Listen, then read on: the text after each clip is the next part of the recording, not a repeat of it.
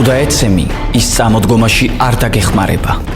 თუ შეცდები, ის სახალხოდ დაგცინებს. ის ნერვებზე თამაშის ვირტუოზია და კოჟრებზე დაბიჯების დიდოსტატი. ის შეიარაღებულია მიკროფონით და ძალიან საშიშია. ჯოკერი. დავით ლიკლიკაძის საავტორო გადაცემა. უსმინე ყოველდღე, შაბათ-კვირის გარდა, ძველი ქალაქის ეთერში. ჯოკერი. სასაცილოა.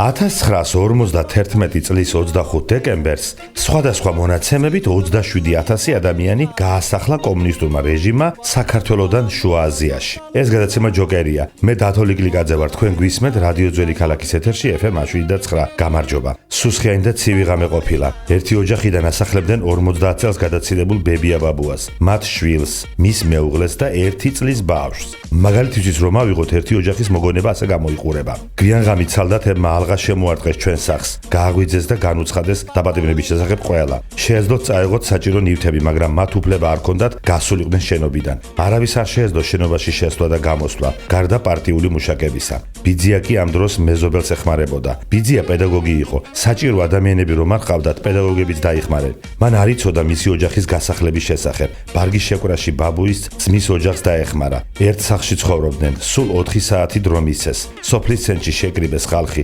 ჩამომდგარი იყო ღია ბორტიანი ავტომანქანები. გასახლებულნი უფრო მეტი იყვნენ დამჩენებზე. ოჯახები გაიყო, მშობლები, შვილები, დეები, ძმები, ზოგი გაასახლეს, ზოგი დარჩა. ადამიანების წივილ-კივილი არემარეს აყრუებდა. გამგონი არავინ იყო. იწყებლებოდნენ და იგინებოდნენ წამსვლელები. დამჩენები კი ჩუმად იცრემლებოდნენ, ეშინოდათ, რადგან ისინიც არ აეყარათ მამისეული კერიდან. წამსვლებებმა ხომ არ იცოდნენ სად მიყავდათ. დაიძრა ავტომობილების კოლონა. დამჩენთა შორის ერთი ბავშვის წივილ-კივილი ისმოდა, რომელსაც წასვლა უნდოდა. ეს ბავშვი 13 წლის იყო, რომლის ყველა ნათესავი წამსვლელთა რიგებში აღმოჩნდა. გამოეკიდა მანქანას, მაგრამ არ გაუშვეს. ობოლი ბავშვი მეორედ დაობლდა. მისი წივილ-კივილი ვედრება არავის ესმოდა.